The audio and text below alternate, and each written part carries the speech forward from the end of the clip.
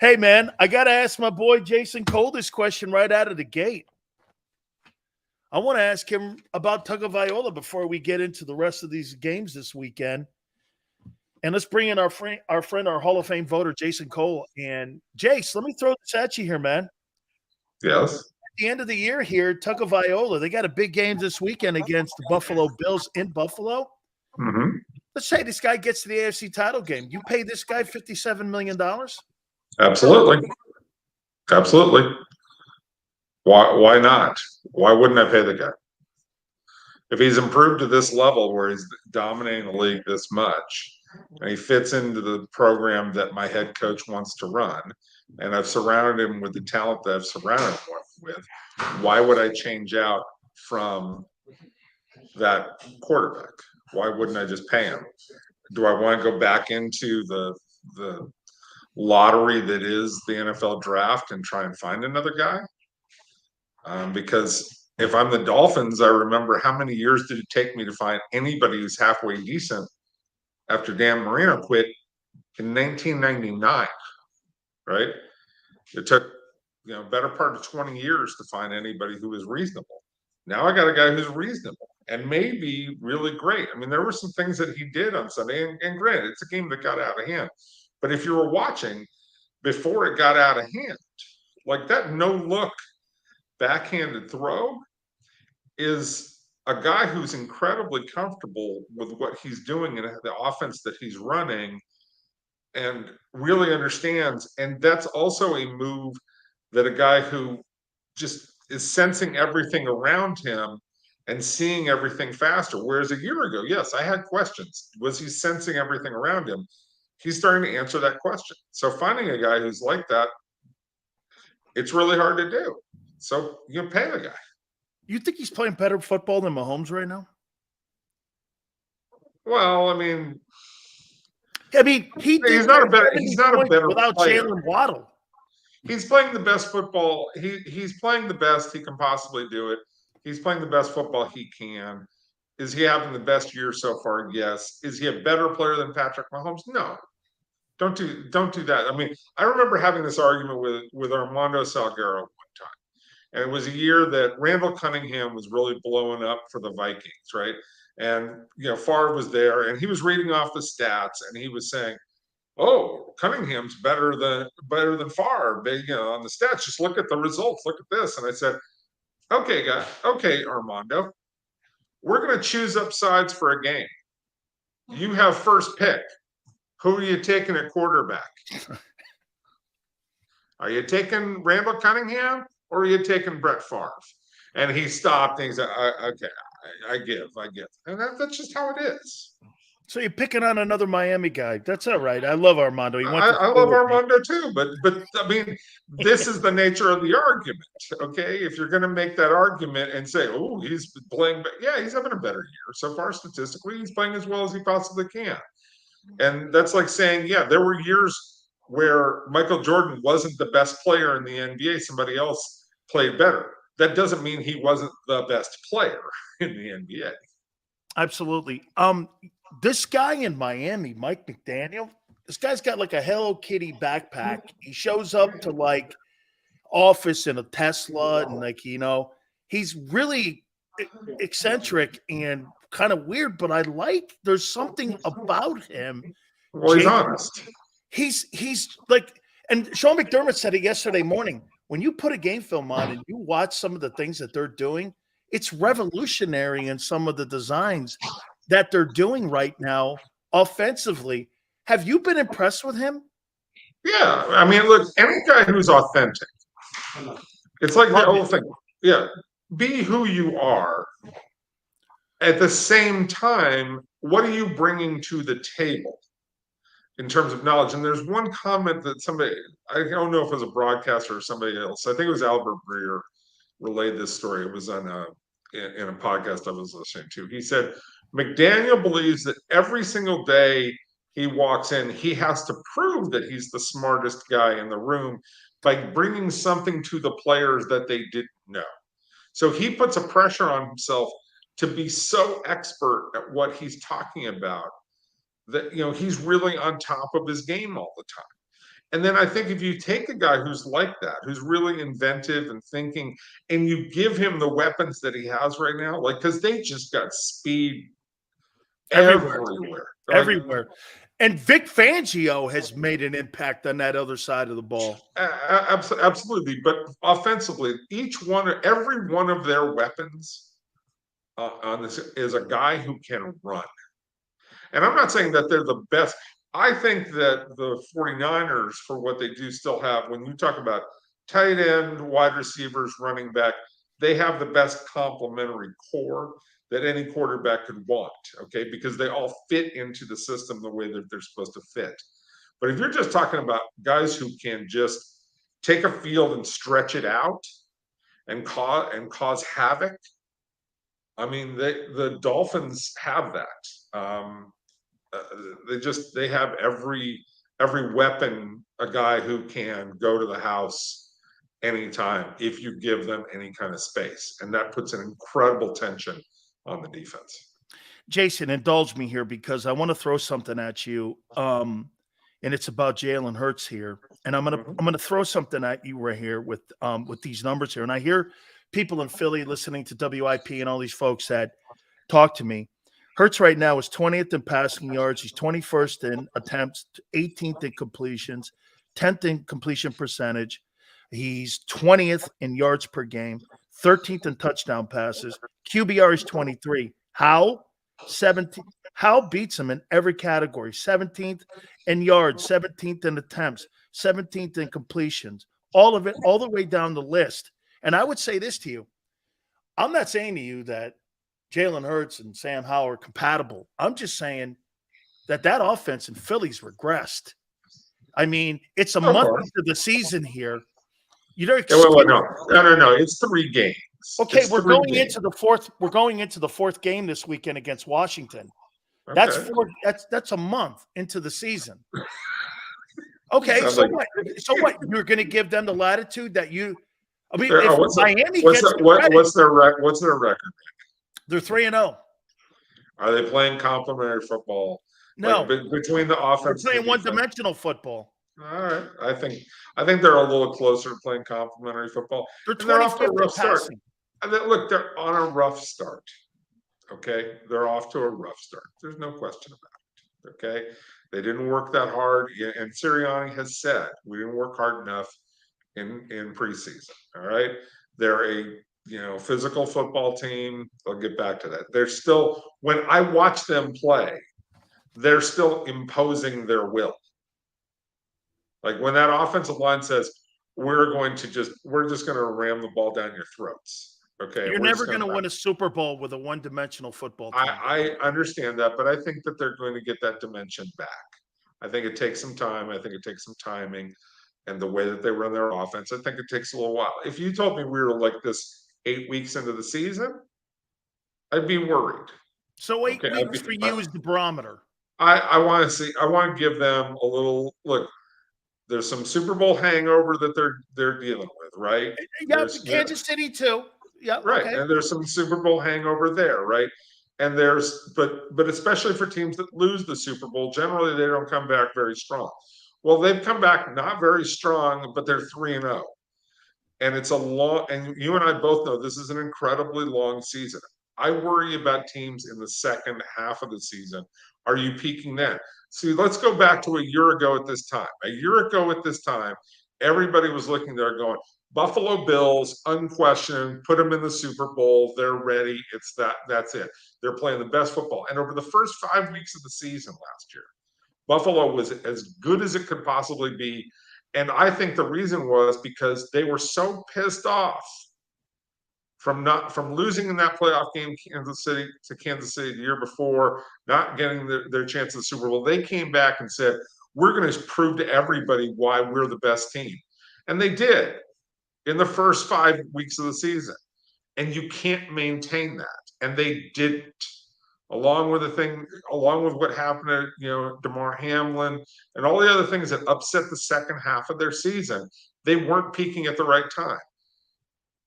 Let's let this play out a little bit. And again, if the passing game isn't very good in week 8, then okay, what are you going to do to fix it? Get through the first, quarter to half of the season, see where you are. Best team in the NFL after 3 weeks right now. Who's playing the best ball in your opinion? Well, overall, I think it's the 49ers. If you talk about offense and defense, you can't ignore what the Dolphins have doing on offense. 140 points in 3 games is a dominating kind of effort. But I think that when you really take a look at it, the 49ers are playing the best overall football. That doesn't mean they've played 3 great games, but they're very efficient. The defense is stunning to me. At times, dominates most games. They got through an ugly game against the Giants, but that's a Thursday night game after a victory. They're playing really good football right now. So I like the 49ers. And the Dolphins are up there in the top 4.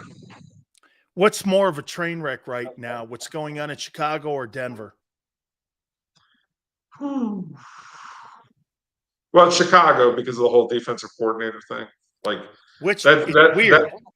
Well, yeah, it's weird because it feels like, doesn't that feel like there's a bomb that's about to drop? Oh, yeah. When you had the federal FBI, in your house, I would think there's an issue. Well, if that's true, and all these other things. Yeah, I get it. I don't know what's true and what's not. I read a lot of things on Twitter. I'm not investigating that story. That's not what I'm interested in. But it feels like the whole Alan Williams thing is a bomb waiting to go off that will detonate. I thought that was so big that Matt Eberflus was probably looking at the Justin Fields complaints and going, "Thank God we have football to talk about." As bad as what Justin Fields was saying, he was like, "More of that, yeah, Justin, go keep talking, right? Let's not have to talk about Alan Williams, all right, and whatever that is, okay." And so that's been a little bit of a distraction, but that would be a distraction in and of itself. What's going on with the quarterback, and that's bad, right? It's not, to me, that's not nearly as bad as what Alan Williams could be or feels like it's going to be at some time. So that's worse. Denver's playing really bad football, but right now Sean Payton's trying to figure out what kind of quarterback he has and whether he's going to keep that quarterback. Is Russell Wilson his guy or not his guy? That's the decision that's coming out this year. And somebody said, who's more to blame between Sean Payton and Russell Wilson? You can do anything you want. The real question about the Broncos is, do they have a quarterback or not? And I think, probably the answer is no. If you had to put a gun to Sean Payton's head right now, he would probably tell you, "I'll go get the guy in the next draft." Wow, that's $106 million salary cap decision you're going to have to make. But who's got more juice right now? Oh, Sean Payton does. Sean Payton can look and say, "Look, you brought me in to try and figure out whether this guy was good enough or not. I'm telling you he's not good enough or not. I'm telling you he's not good enough." I think that's where this is trending towards going, unless Russell turns it around. And Russell, for him, he got what he wanted. He wanted Sean Payton. All right. He wanted the guy who made Drew Brees great because he believes that he's like Drew Brees. He has to buy into this. Now, I don't think Russell's been terrible, not like last year, but he hasn't been good yet either. And not really good consistent. I got a couple last questions here for you. Yeah. Aaron Rodgers. Here's my problem with Aaron Rodgers criticizing or saying something about the team. I don't have a problem with Aaron Rodgers addressing a team and telling these guys to shut the hell up.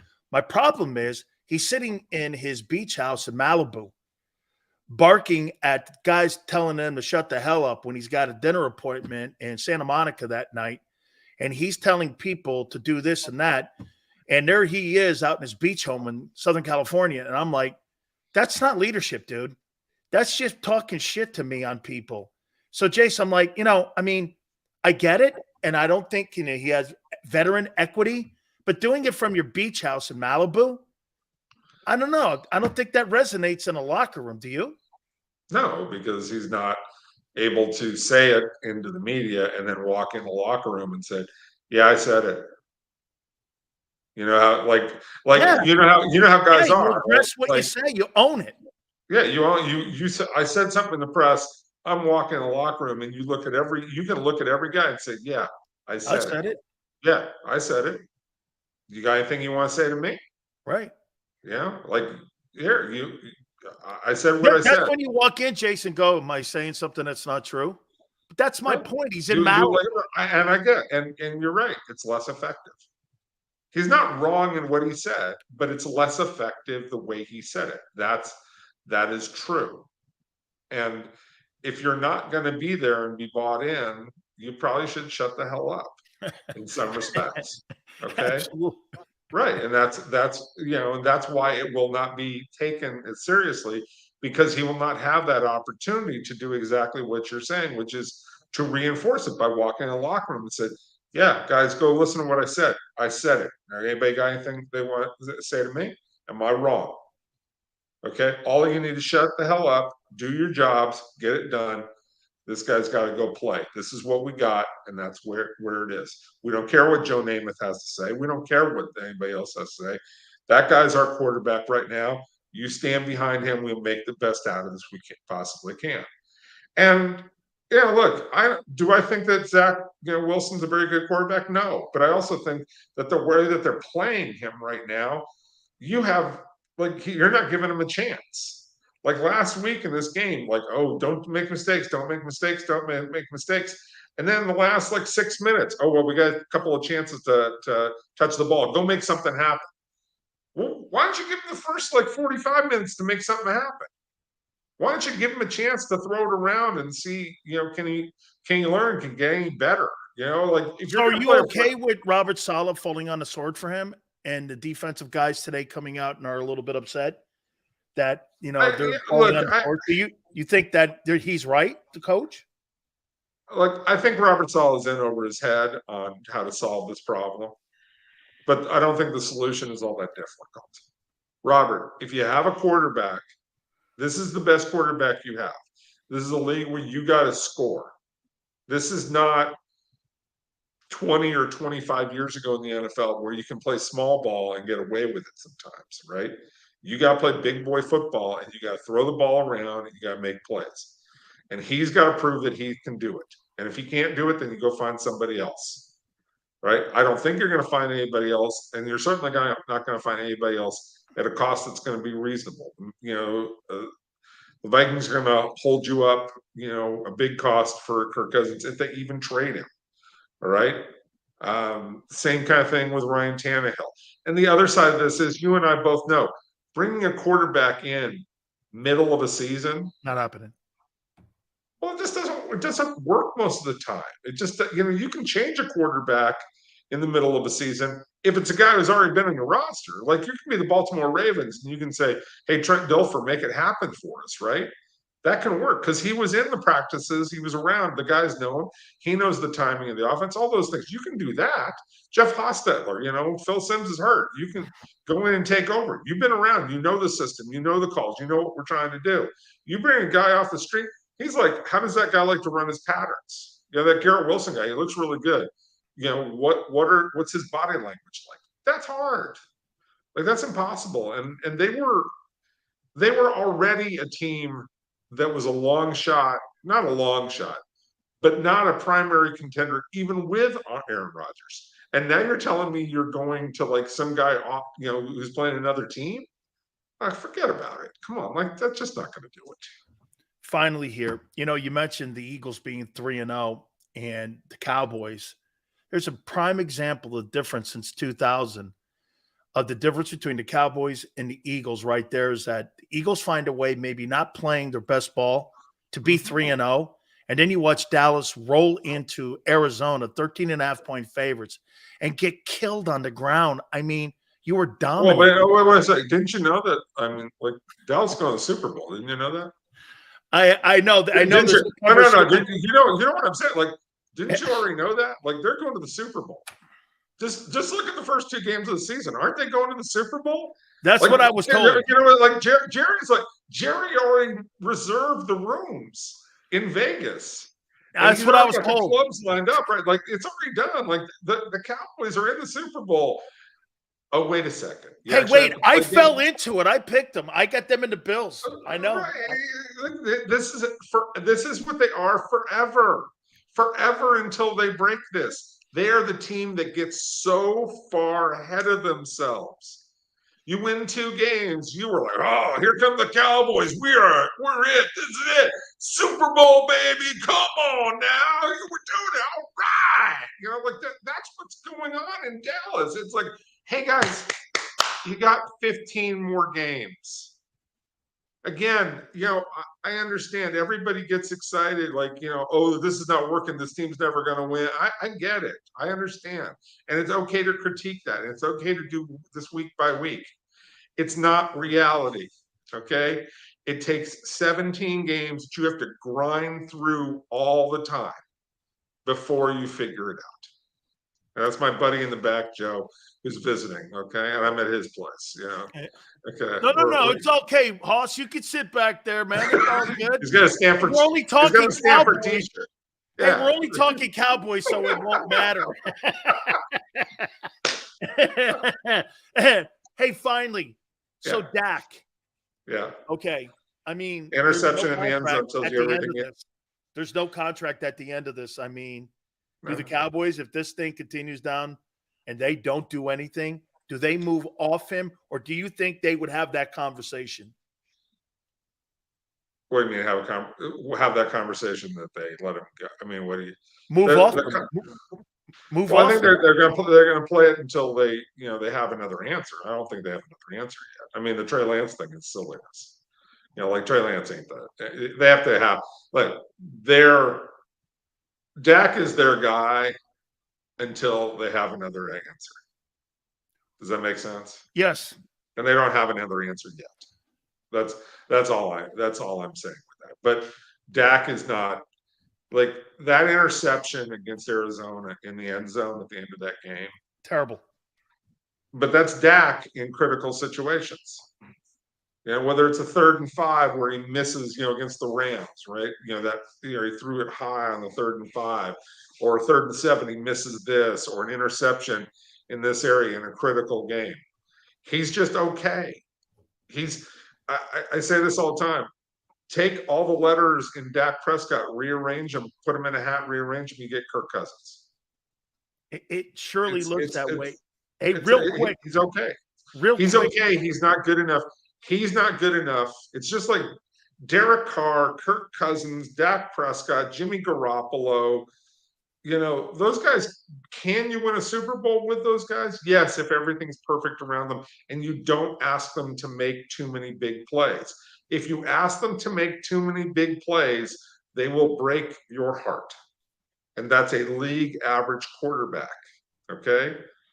You have to be superior in everything else. And right now, the Cowboys are not superior in everything else that they can just lay down and they beat everybody. They're good. They're good on defense, even without Trayvon Diggs. They're good on defense. They could have won that game, but they asked Dak to do too much. Everybody in Philly hates the word tush push. We're looking for brotherly push. A city like Philly, man, tush push. I don't know. You know, I mean, I cringe every time I hear that. Yeah, I'm sorry, I forgot about the macho toughness of Philly. Yeah. I'm sorry. I'm sorry. The people in Philly are a little too above that. It's a little too San Francisco for our liking. I didn't say anything. I said wasn't me because I live in the Bay Area. I can say. Hey, wait a minute. Hey, wasn't me this time. I know it wasn't you. I'm not okay, doing yeah, you're gonna. Oh yeah, but that's what everybody in Philly is thinking. Oh, it's a little too. Yeah, not right. I wouldn't know what they're thinking. Yeah, it is. Right. Yeah, these macho Philly folks, like, oh, we can't have that. That's not us. Doesn't represent our ethos, our toughness. Yeah. How come I do this every time? Whatever. It's a BS play. Okay, it's just a BS. Oh, come on! It's a great and look, I don't blame them for using the play. Don't get me wrong. I'd do it too. I'd run the play too. I have no complaint with Sirianni running the play. All right, that's what the rules say. It's sort of like the old cut block that Mike Shanahan used to use. I don't like the play, but I don't blame somebody for using it. Okay, go ahead. You know, until somebody finds an answer, until the league gets together and says don't do it. But it's not my vision of how you would run that offense. That's all. Tush push. I love. Oh, look at that! We got the Hooters code word. Tush no, push. it's tush push. Tush push. Well, look, as a Jewish guy, tushy is, like that's okay, like.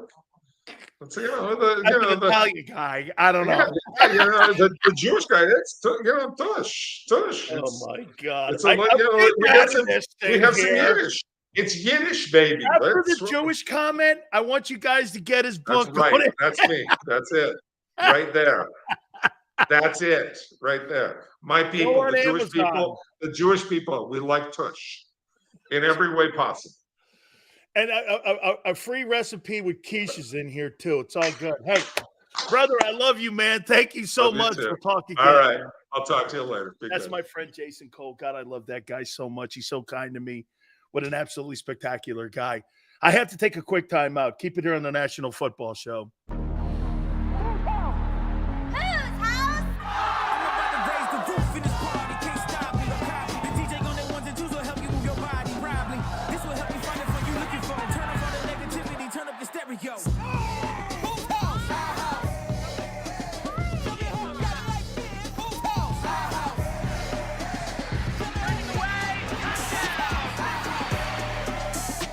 Football and Hooters, the perfect pair.